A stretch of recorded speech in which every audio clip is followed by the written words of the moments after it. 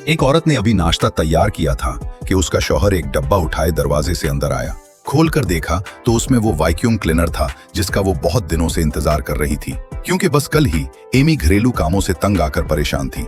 उसने आजमाइशी तौर पर शौहर से वैक्यूम क्लीनर खरीदने की तजवीज दी, मगर शौहर ने जैसे सुना ही ना हो, खामोशी से दूध का एक घूंट पिया और जल्दी से दफ्तर निकल गया। शौहर की बेतवज्जोही से एमी को कुछ मायूसी हुई।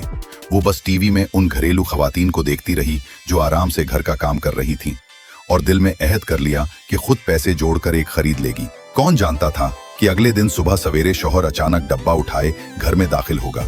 उसने तजस्सुस से पूछा कि इसमें क्या है। शौहर मुस्कुराते हुए कहने लगा कि खुद खोल कर देख लो। नतीजा खोल कर देखा तो एमी यकीन ही ना कर सकी।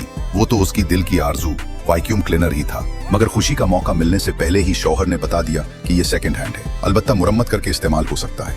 एमी एकदम जबान बंद हो गई, कुछ कह न सकी। शाम को वो सामान के कमरे में आई। शौहर वैक्यूम क्लीनर की मुरम्मत कर रहा था। उसने आहिस्ता से पूछा कि ठीक हो जाएगा। शौहर ने बताया कि सोचे से ज्यादा परेशानी है।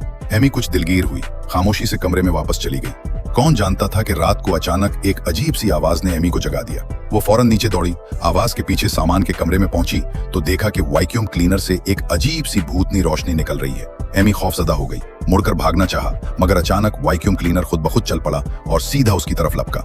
एमी सोफे के पीछे छुप गई, मगर ये मशीन जैसे आंखों वाली हो, जहां भी वो छुपती उसे बिल्कुल दुरुस्त ढूंढ लेती। एमी जान बचाते हुए दरवाजे की तरफ भागी, मगर अचानक वैक्यूम क्लीनर ने उसे जोर से खींच कर गिरा दिया।